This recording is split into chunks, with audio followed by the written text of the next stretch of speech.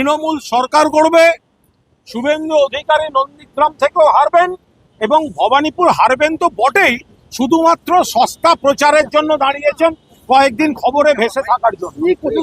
জায়গাতে বিরোধী দলনেতার মতো ব্যক্তি তাকে দেওয়া কোথাও গিয়ে মনে হচ্ছে যে তারা কোথাও প্রার্থী পদ নিয়ে অনিশ্চয়তা করছে। ওরা পুরোটাই অনিশ্চিত, বিজেপি অনিশ্চিত, বিরোধী দলনেতা নিজে অনিশ্চিত, সেই কারণেই দুটো আসনে দাঁড়িয়েছেন। নন্দীগ্রাম গোহারা হারবে, বাংলার সরকার আর বাংলার মুখ্যমন্ত্রী এটা বদলানোর ক্ষমতা বিজেপির 14 পুরুষের নেই।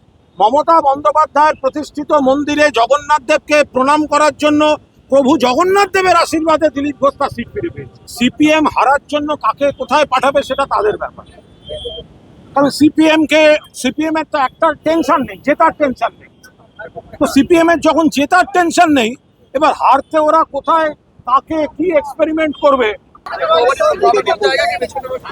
দেখুন, শুভেন্দু অধিকারী দু জায়গা থেকেই নিশ্চিত পরাজিত হতে চলেছেন, দু জায়গা থেকেই পরাজিত হতে চলেছেন।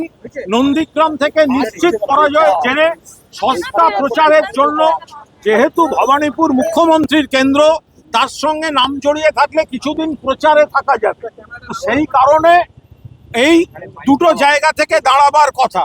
তো সুতরাং বিজেপি টোটালিটিতে হারবে, তৃণমূল সরকার করবে, শুভেন্দু অধিকারী নন্দীগ্রাম থেকেও হারবেন এবং ভবানীপুর হারবেন তো বটেই, শুধুমাত্র সস্তা প্রচারের জন্য দাঁড়িয়েছেন, কয়েকদিন খবরে ভেসে থাকার জন্য। জায়গাতে বিরোধী দলনেতার মতো ব্যক্তি তাকে দেওয়া কোথাও গিয়ে মনে হচ্ছে যে তারা কোথাও প্রার্থী পদ নিয়ে অনিশ্চয়তা করছে। ওরা পুরোটাই অনিশ্চিত, বিজেপি অনিশ্চিত, বিরোধী দলনেতা নিজে অনিশ্চিত, সেই কারণেই দুটো আসনে দাঁড়িয়েছেন।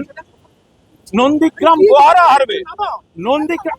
আরে এখানটা এইটাকে নামাটা একটু বাইকটা ধরতে শেখো, একটু নামাও, সাউন্ড এমনি পাবে তুমি।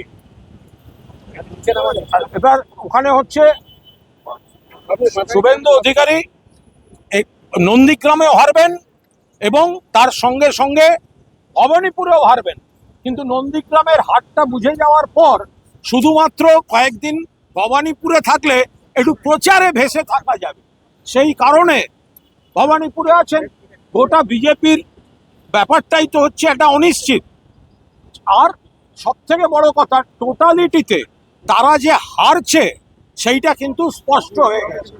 বিজেপি রাজনৈতিকভাবে দেউলিয়া হয়ে গেছে, হারছে এবং ওই নির্বাচন কমিশনকে ব্যবহার করে একে বদল তাকে বদল, কিন্তু বাংলার সরকার আর বাংলার মুখ্যমন্ত্রী এটা বদলানোর ক্ষমতা বিজেপির 14 পুরুষের নেই। শুধুমাত্র বিরোধী দলনেতা সস্তা প্রচার পাওয়ার জন্য নন্দীগ্রামের সান্ত্বনা পুরস্কার, নন্দীগ্রাম গোহারা হারবেন, তাই সস্তা প্রচারে ভোটের কদিন ভেসে থাকার জন্য ভবানীপুরে দাঁড়াচ্ছেন। সেটা ওদের ব্যাপার, সেটা ওদের ব্যাপার, কার সিটে কাকে দেবে এই নিয়ে আমরা অন্য দল থেকে কথা বলতে পারি না। প্রার্থী তালিকায় নিয়ে আসা হলো, ওটা তো দিলীপ বাবু যে আবার ফিরে এলেন। আগে দিলীপ বাবু সিটিং এমপি ছিলেন মেদিনীপুরে, তাকে কেটে পাঠিয়ে দেওয়া হয়েছিল দুর্গাপুরে। কে কেটেছিল? বিজেপি কেটেছে। কে দিলীপ বাবুকে হারিয়েছে? বিজেপি হারিয়েছে। তারপর আবার দিলীপ বাবুর যে পছন্দের জায়গায় ফিরে আসা, সেটা একমাত্র মমতা বন্দ্যোপাধ্যায়ের আমন্ত্রণে দীঘার জগন্নাথ মন্দির উদ্বোধনের দিন গিয়ে মমতা বন্দ্যোপাধ্যায়ের প্রতিষ্ঠিত মন্দিরে জগন্নাথ দেবকে প্রণাম করার জন্য প্রভু জগন্নাথ দেবের আশীর্বাদে দিলীপ ঘোষ তার সিট ফিরে পেয়েছে। এটা হচ্ছে যে লাস্ট কোশ্চেন, সেটা যে দীপশিতা শ্রীরামপুর লোকসভায় লড়লো, তাকে উত্তর চব্বিশ পরগনাতে লড়তে পাঠানো হচ্ছে। দেখুন, সিপিএম হারার জন্য কাকে কোথায় পাঠাবে সেটা তাদের ব্যাপার, কারণ সিপিএম এর তো একটা টেনশন নেই, জেতার টেনশন নেই। তো সিপিএম এর যখন জেতার টেনশন নেই, এবার হারতে ওরা কোথায় কাকে কি এক্সপেরিমেন্ট করবে। আগের বার যিনি লড়েছিলেন তাকে তার সিট থেকে না বলে কেটে কাকে কোথায় পাঠাবে, আমি কারোর নাম করতে চাই না, তার এলাকায় আবার কাকে 6 মাস আগে থেকে ঘুরতে পাঠিয়ে দেবে, তো সেগুলো সম্পূর্ণ তাদের ব্যাপার। বিকাশ যাদবপুরে নোটার সঙ্গে লড়বেন বিকাশবাবু, নোটার সঙ্গে লড়বেন। সারা বাংলা চাকরি প্রার্থীরা জানেন যে চাকরি প্রার্থীদের জট পাকানোর মূল যারা রয়েছেন তাদের মধ্যে বিকাশবাবু অন্যতম। সমস্ত নেগেটিভিটি, যে কোনো নতুন চাকরির সম্ভাবনা তৈরি হলে সেটাই জট পাকানো এবং বিজেপির আইনজীবীদের সঙ্গে মিলে রাজ্য সরকার এবং সাধারণ মানুষের স্বার্থে বাধা দেয়া, এটা মানুষ বিকাশবাবুকে চিনে গেছেন। বিকাশবাবুর তো আর জেতা টেতার চিন্তা নেই, নোটার সঙ্গে লড়বেন, নোটার সঙ্গে লড়বেন। নতুন আইপিএস যাদের বসিয়েছে বিভিন্ন পদে তারা খুবই দক্ষ এবং ক্রাইসিস ম্যানেজমেন্ট অনেক পরিচিত, তাদের কম গুরুত্ব বসিয়ে রাখা হয়েছে। সবাই আমাদের এখানে সবাই এক ঝাঁক দক্ষ আইএএস, দক্ষ আইপিএস, দক্ষ ডব্লিউবিসিএস। তো এখন যারা আমলাতন্ত্রে রয়েছেন একাধিক দক্ষ মানুষ রয়েছেন। আপনাকে যখন একটা পোস্টে একজনকে নিতে হবে, আপনি তো সকলকে অ্যাকোমোডেট করতে পারবেন না।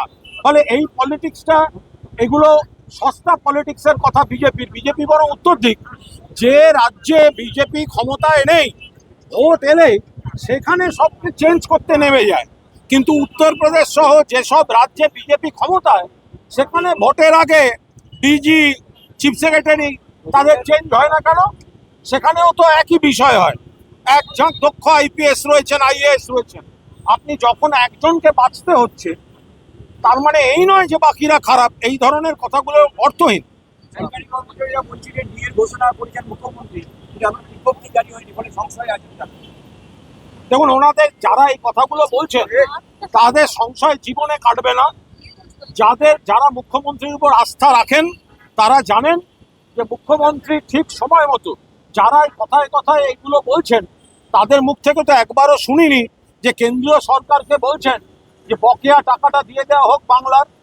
1,96,000 কোটি টাকা যদি মুখ্যমন্ত্রী কেন্দ্রের বকেয়াটা পেয়ে যান, তাহলে দিয়ে কেন, আরো অনেক বিষয়ে সুবিধা হয়, সেগুলো বলার নাম নেই। শুধুমাত্র এই ধরনের একতরফা বিজেপি সিপিএম এর কথা প্রতিধ্বনি করা, এটা কোনো সুস্থ কাজ নয়। নিশ্চয়ই সবাই সবার দাবি জানাবে, কিন্তু বাংলার যে দাবি, যেটা কেন্দ্র আটকে রেখেছে, বাংলার দাবিটা মিটলে তো সুবিধা হয়। তাহলে তো মুখ্যমন্ত্রী সকলকে আরো বেশি দিতে পারেন। তো সেগুলো যদি না দেন তো কি হবে? তাহলে এই কথাগুলো বলছেন। আরাবুল ইসলাম আইএসএফ এর জানেন, আরাবুল ইসলাম, আরাবুল তৃণমূল ছেড়ে আইএসএফ। দেখুন, তার মনে হয়েছে গেছেন। আমার মনে হয় ব্যাপারটা আমাদের ওখানকার নেতারা বলতে পারবে।